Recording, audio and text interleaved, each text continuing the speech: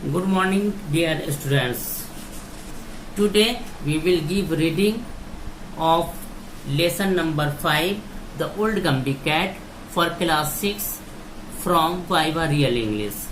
The Old Gumby Cat is a poem which writer is T.S. Eliot, who was an English poet, and he was one of the pioneer of the modernist movement in poetry. His famous poem was The Wasteland, The Hollow Man, and Ash Wednesday. Eliot has won Nobel Prize in Literacy in 1948. Means कि ये जो आपका the old गम्बी cat है, इसको ये एक poem है. इसे लिखने वाले टी.एस. एलियट हैं, जिनकी बर्थ 1888 ईस्वी में हुई और जिनकी डेथ 1965 ईस्वी में हुई. उन्हें एक पायनियर पोएट कहा जाता है मॉडर्न पोएट्री में.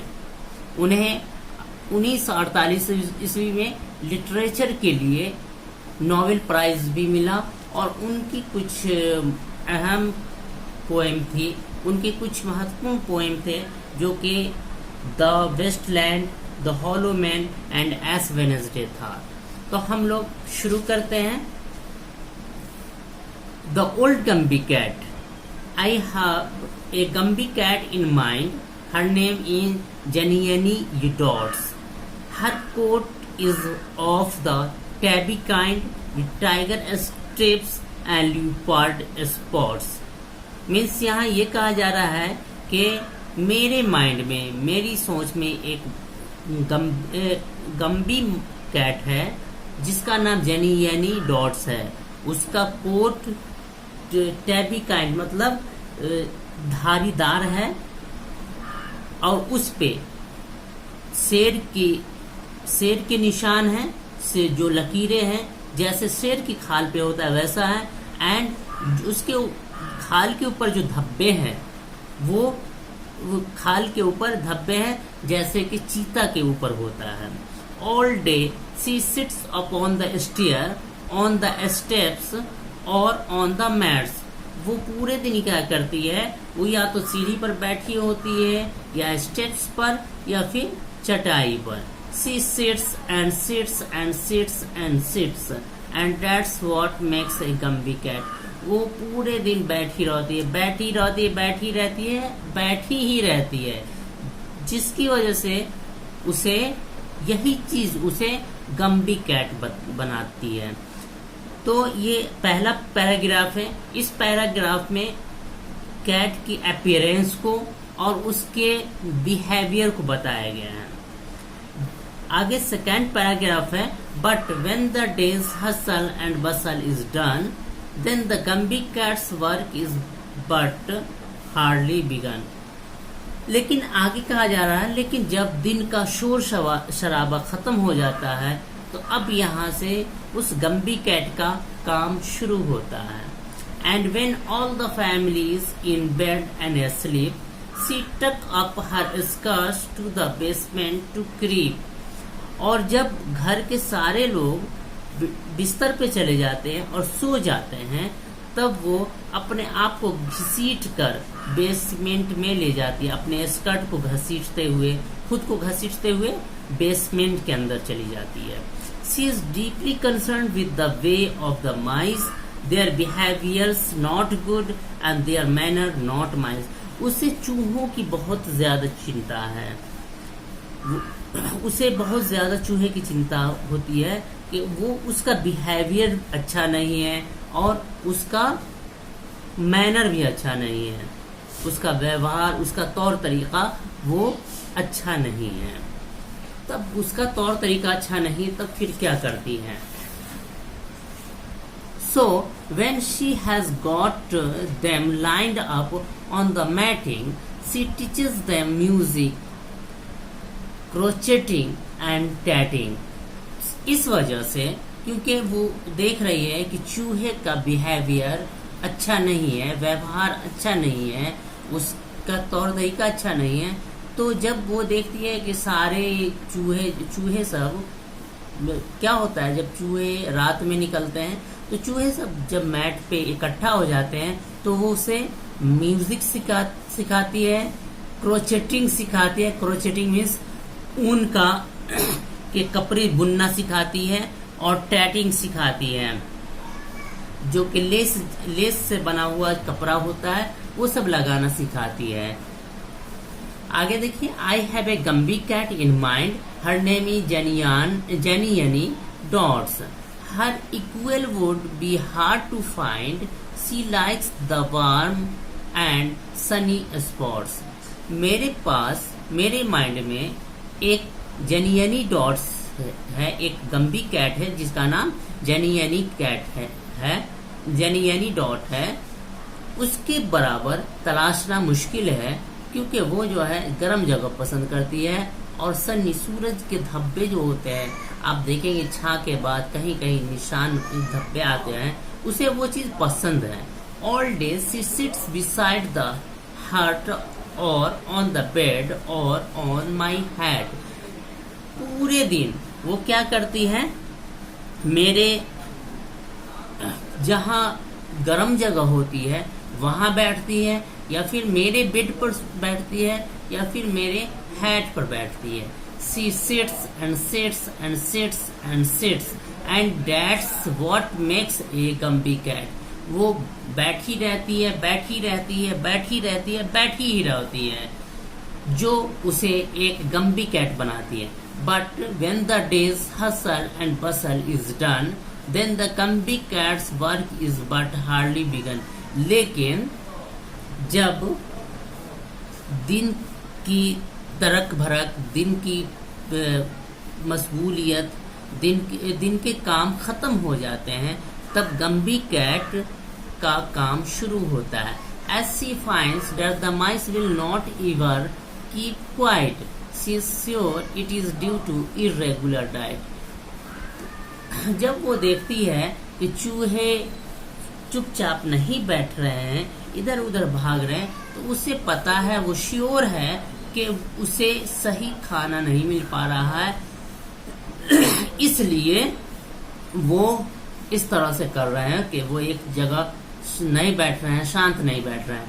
And believing that nothing is done without trying, she sets right to work with her baking and frying. और उसे ये भी पता है कि कोई भी चीज बिना कोशिश किए हुए, बिना ट्राई किए हुए नहीं मिलता, इसलिए वो क्या करती है, वो उन चूहों के लिए बेक पकाना और फ्राई करना शुरू करती है।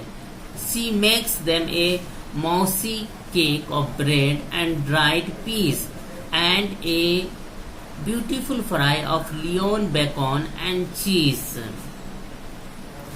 तब वो क्या करती है, वो चूहों के लिए ब्रेड का केक बनाती है और मटर को भूनती है, भुने हुए मटर, ये सूखे हुए मटर की तरकारी बनाती है, और वो गोश्त की पतली पतली धारियां होती है, उसको और चीज को अच्छे से फ्राई करके चूहे के लिए तैयार करती है। So for old गम्बी cat let's us now give 3 cheers। इसलिए हमें गम्बी कैट को के लिए धन्यवाद देना चाहिए, उसका स्वागत करना चाहिए। On whom well ordered house hold depend it appears, क्योंकि इसकी वजह से हमारे घर का ऑर्डर जो है, जो हाउस होल्ड, घर के जो चीजें हैं वो सही तरीके से नजर आती है। मीन्स क्या है कि जब चूहे इधर उधर घूमेंगे तो कभी किसी बर्तन को गिरा दिया, कभी कोई सामान को गिरा दिया, ये सब करेगी, लेकिन जब चूहे को ये खाना फ्राई करके दे देगी तो फिर चूहे खाने की तलाश में इधर उधर नहीं करेंगे। इसलिए कहा है कि हमें गम्बी कैट को वेलकम करना चाहिए, क्योंकि इसकी वजह से हमारे घर का जो ऑर्डर है ठीक ठाक है, जो हमें दिखता है। इसमें हम लोगों ने गम्बी कैट के बारे में पहले पैराग्राफ में हम लोगों ने इसके अपीयरेंस के बारे में बताया, पढ़ा। दूसरे इस पैराग्राफ में हमने इसकी रात के काम को, रात में क्या करती है उसको हम लोगों ने पढ़ा। और तीसरे पैराग्राफ में हम लोगों ने चूहे शोर न करें, चूहे इधर उधर न भटके, उसके लिए क्या क्या काम करती है गम्बी कैट, उसको हम लोगों ने पढ़ा। तो ये आपका रीडिंग था द गम्बी ओल्ड कैट का। इसे एक बार फिर से हम लोग रीडिंग लगाते हैं। I have a गम्बी cat in mind, her name is जेनियानी dots, her coat is of the tabby kind with tiger stripes and leopard spots. All day she sits upon the stair or on the steps or on the mat. She sits and sits and sits and sits, and that's what makes a Gumby cat. But when the day's hustle and bustle is done, then the Gumby cat's work is but hardly begun.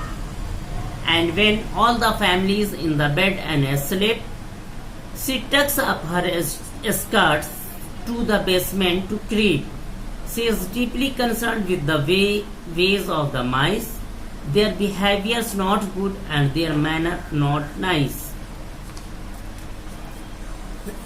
So when she has got them lined up on the matting, she teaches them music, crocheting and tatting. I have a Gumby cat in mind.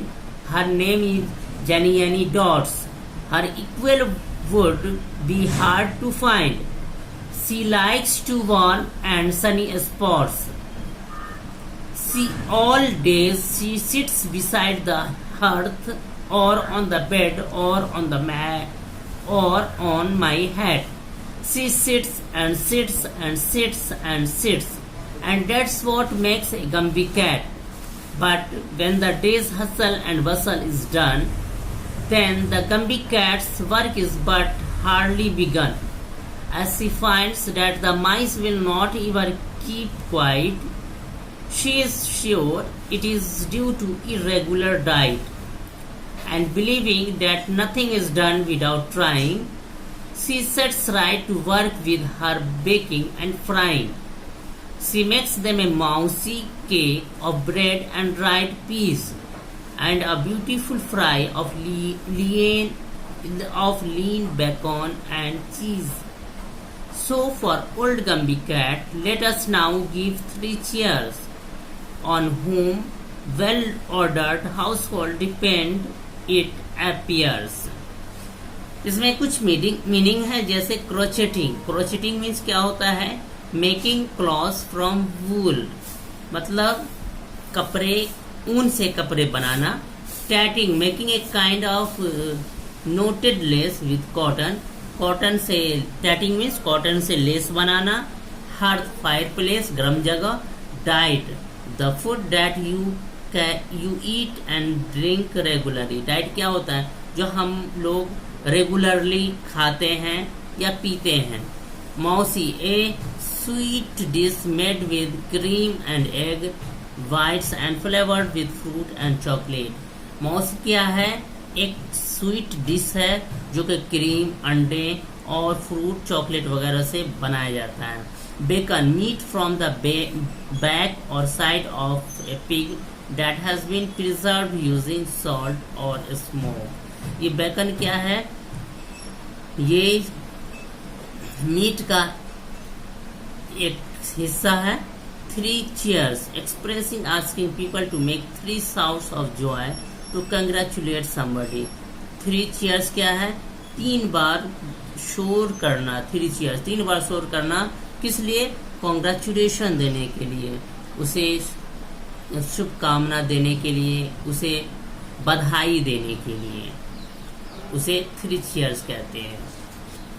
उसके अलावा कुछ word इधर हैं। Tabby means क्या होता है, stripped. Hustle and bustle, busy and noisy work, मतलब दिन भर के काम। कंसर्न विद मतलब वरीड अबाउट, उसके बारे में चिंतित होना। तो ये आपका lesson number 5 lesson number class 6 के लिए जो कि वाइवा रियल इंग्लिश का था, उसे हम लोग रीडिंग लगाए। नेक्स्ट वीडियो में हम लोग इससे रिलेटेड जो क्वेश्चन आंसर है उसको करेंगे। आज के वीडियो को हम यही खत्म करते हैं। उम्मीद है कि ये वीडियो आपको अच्छा लगा होगा और मेरे इस वीडियो से आपको इस लेसन को, lesson number 5 the old गम्बी cat को पढ़ने में मदद मिलेगी, इसको समझने में मदद मिलेगी। और अगर लगता है कि मेरा ये वीडियो आपके लिए हेल्पफुल है तो प्लीज़ मेरे इस चैनल को सब्सक्राइब करें, अपने दोस्तों से शेयर करें और लाइक करें, और कोई कमेंट या एडवाइस हो तो आप लिखें। Thank you.